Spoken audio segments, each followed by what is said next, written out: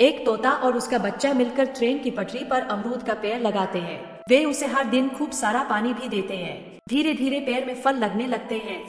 पेड़ बड़ा हो जाता है। फिर तोता और उसका बच्चा मिलकर अमरूद के पेड़ पर एक घोंसला बनाते हैं और उसी में रहने लगते हैं। लेकिन एक दिन उसी पटरी पर एक ट्रेन आ जाती है। तोता ट्रेन को रोकने की कोशिश करता है, लेकिन ट्रेन पेड़ से टकरा जाती है। पेड़ टूट जाता है और तोते का घोंसला भी गिर जाता है। लेकिन अगले दिन एक नया पौधा उगाता है।